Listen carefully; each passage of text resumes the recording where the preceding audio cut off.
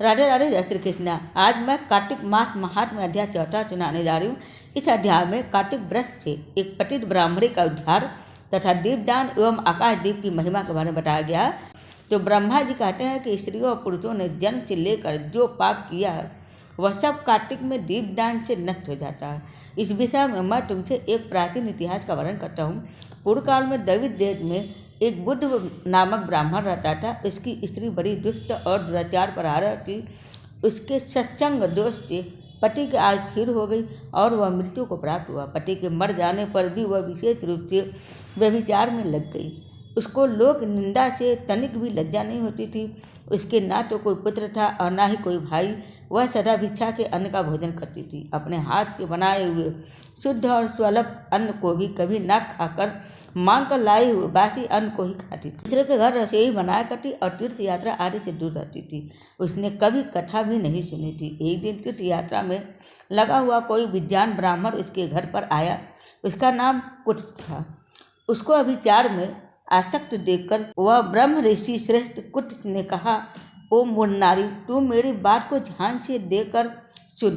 पृथ्वी आदि 5 भूतों से बने हुए और पीप एवं रक्त से भरे हुए इस शरीर को जो केवल दुख का ही कारण है, तू क्यों पोषती है? अरे यह देह पानी के बुलबुले के समान है। एक दिन इसका नाश होना निश्चित है। इस अनित्य शरीर को यदि तू नित्य मानती है तो अपने मन में बैठे हुए इस मोह को विचार कर त्याग दे।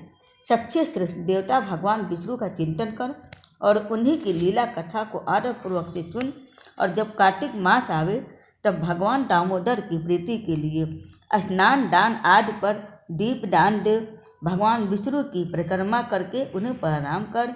यह व्रत विधवा और सौभाग्यवती सभी के लिए बताया गया है।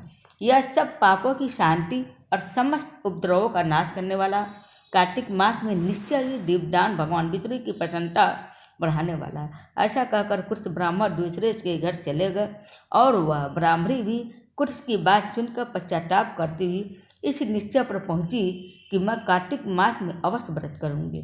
तत्पश्चात कार्तिक मास आने पर उसने पूरे महीने भर प्रातः सूर्योदय काल से स्नान और दीपदान किया।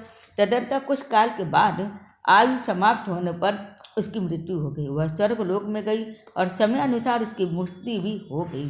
कार्तिक के व्रत में तत्पर हो दीपदान आदि करने वाला जो इस दीपदान का इतिहास सुनता है वह मोक्ष को प्राप्त होता है। नारद, अब आकाश दीप का महात्म को सुनो।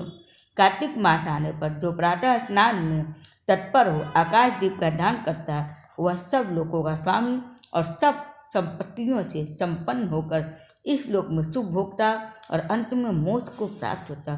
इसलिए कार्तिक में स्नान दान आदि कर्म करते हुए भगवान विष्णु के मंदिर के गंगूरे पर 1 मास तक अवश्य दीपदान करना चाहिए। महाराज सुनंदन ने चंद्र शर्मा ब्राह्मण के बताए हुए अनुसार 1 मास तक विधि पूर्वक से व्रत किया।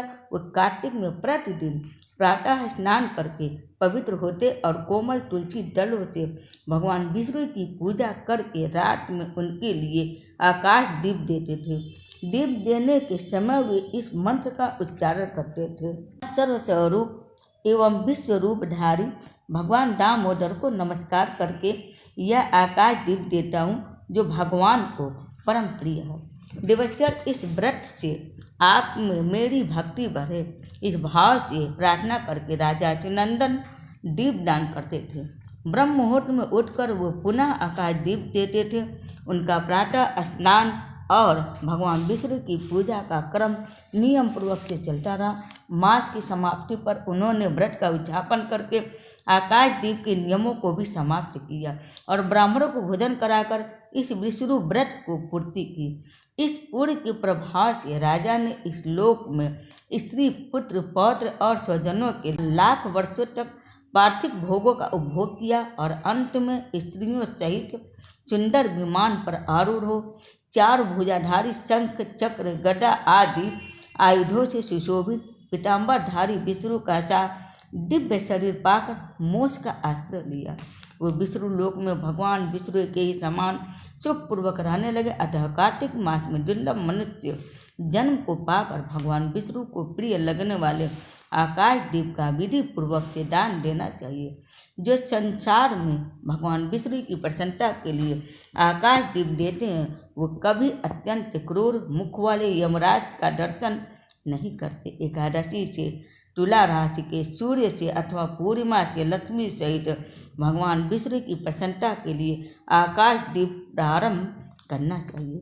पितरों को नमस्कार, प्रेतों को नमस्कार, धर्म स्वरूप विष्णु को नमस्कार, यमराज को नमस्कार तथा दुर्गम पथ में रक्षा करने वाले भगवान रुद्र को नमस्कार। इस मंत्र से जो मनुष्य पितरों के लिए आकाश में दीप दान करते हैं उनके वे पितर नरक में हो तो भी उत्तम गति को प्राप्त होते हैं। जो देवालय में, नदी के किनारे, सड़क पर तथा नींद लेने के स्थान में दीप देता है उसे सर्वतोमुखी लक्ष्मी प्राप्त होती है। जो ब्राह्मण या अन्य जाति के मंदिर में दीपक जलाता है वह विष्णु लोक में प्रतिष्ठित होता है। जो कीट और कांटों से भरी दुर्गम एवं ऊंची नीची भूमि पर दीपदान करता है वह नरक में नहीं पड़ता है।